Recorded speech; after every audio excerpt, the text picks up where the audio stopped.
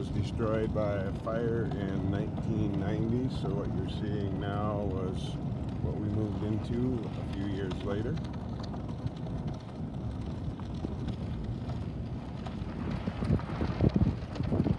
Currently on the middle school wing end of the building. And then what you'll see next is the playground and the elementary wing, which was unfortunately saved during the fire, so it is quite old.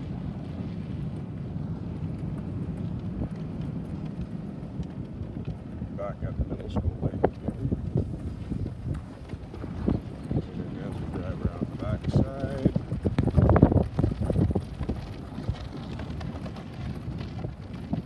new gymnasium and old gymnasium, the bigger part of the building. Courthouse is the white building, and then this is the ag building over here, which we will go into shortly. So it's just a straight walk across this street from the gymnasium door to the ag building. Okay, so we are entering the ag building from the front door. This is the hallway.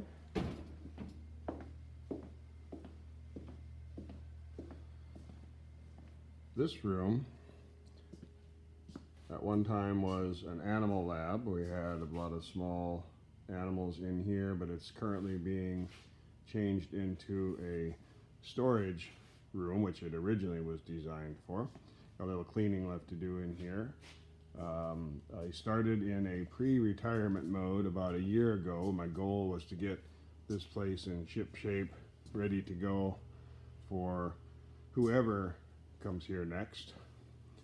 So I've been working on this, and I'll have this done before whoever gets here next, get everything organized more neatly and easy for stuff to be found. Next we'll go into the classroom. Happens to be decorated in my favorite colors.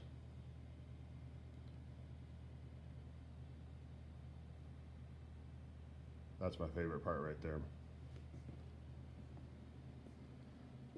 Pretty basic. We don't have a smart board or anything like that. I do have a projector. No whiteboards or smart boards, but I don't really care for whiteboards. They look pretty messy, I think. Never clean up very well. There's where all the magic happens right there. That's my office, so to speak. Looks like it's pretty messy. And then off to this side, we have a room that has undergone a number of changes over the years. Originally it was two different rooms, a wood storage room and a room that was intended to be a room for growing plants that turned into a storage room, and one time was the computer lab. Oh, speaking of computers, here is our computer lab across the back here. All new computers as of this year.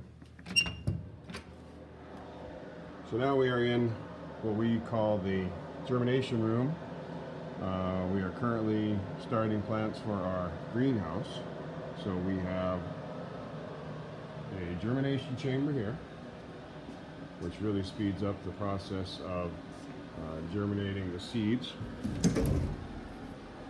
High humidity and controlled temperature inside.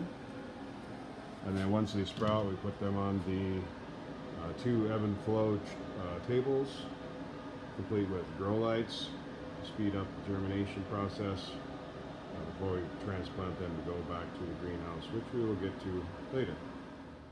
Back in the hallway again.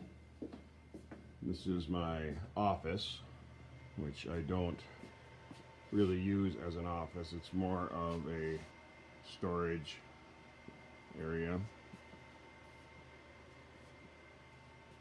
We have a honor system snack bar for the kids. Oh, note the coffee cup.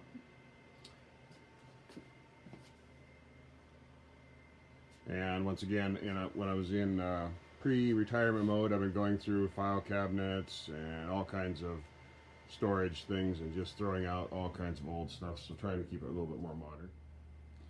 Of course, both boys and girls bathrooms here, so we don't have to go anywhere else. We are now approaching the very back side of the shop, and everything beyond this door that you will see was built by students. The only thing that was hired was the electrical work, because we of course can't legally do that. So we have, I'll show you an outside view of this building here shortly, but anyway, so we have on this north third side of the building is all storage, wood storage, some steel underneath, and lots of shelving and stuff like that in the back. And then as we go over here, we'll go into the greenhouse. And then of course we have storage for all of our greenhouse labels here. We have a few. Sometimes they fall out onto the floor. Now the greenhouse I use as temporary storage throughout the year when we're not using it for growing. We haven't moved in yet, we haven't transplanted anything yet, but it's a pretty good sized greenhouse. And so we got a bunch of building supplies there for one of the sheds we're building and some other odds and ends, and we do painting back here so we don't have to breathe the fumes and such. I don't always keep this heated, but it can be, and it can be just flipped on real quick if you need it for a few days or something.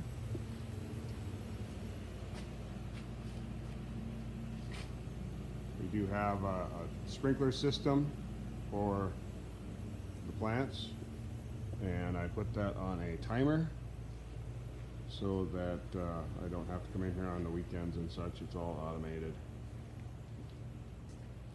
The vents are all covered up now to try and keep some of the heat in. We just turned the heat on here this last week to try and get the soil bales and the floor thawed out and so forth.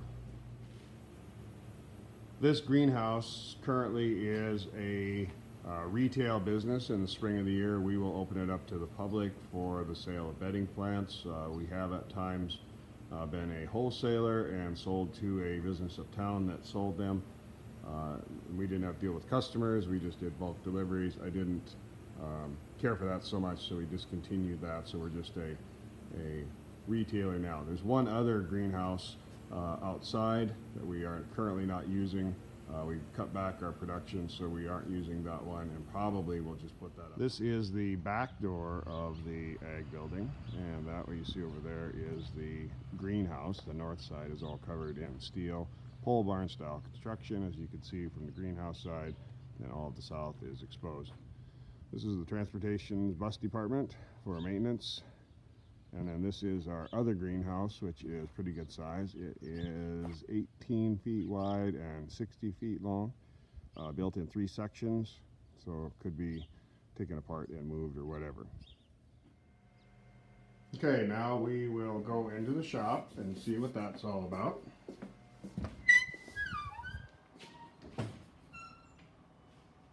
We have a fairly large shop, probably one of the largest facilities in eastern Montana.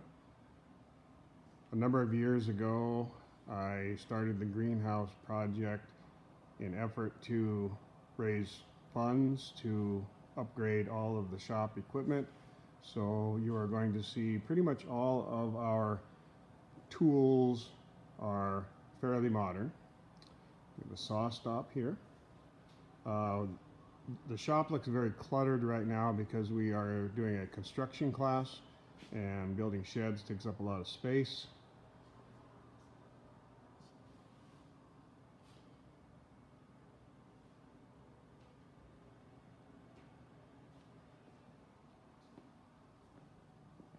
Electric hand tools, corded and cordless. Woodworking hand tools, can't see all that, I guess. Pretty good sized bay. The door is a 20-foot wide door. In the back there we have 8 stations for arc welding, at least 8 functional good stick welders. All of the stuff here is shoved up against those so we can come up with some more room for our sheds. 40-ton iron worker, shear, punch, notch, etc. Over in this area there are 2 benches that we divide in half for wire feed welding. Once again, these benches are shoved up against the wall to make some room. And there are 4 Miller-Matic 212 auto set. They're all pretty new.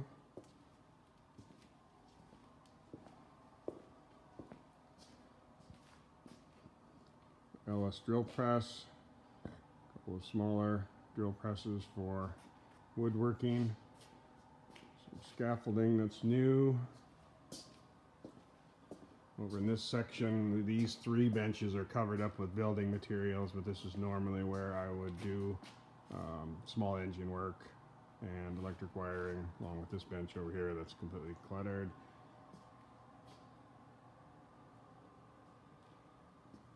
Another miter saw.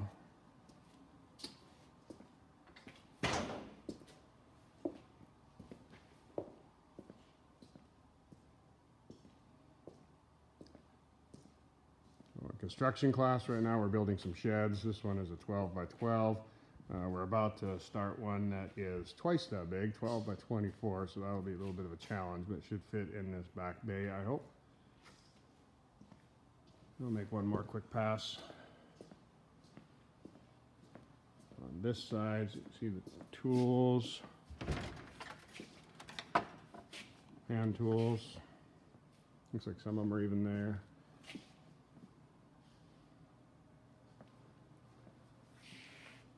Router bench, drum sander, edge sander.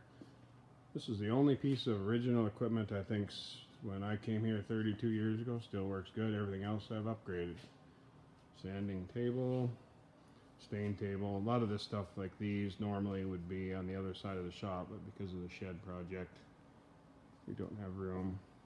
Brand new cement mixer, sandblaster.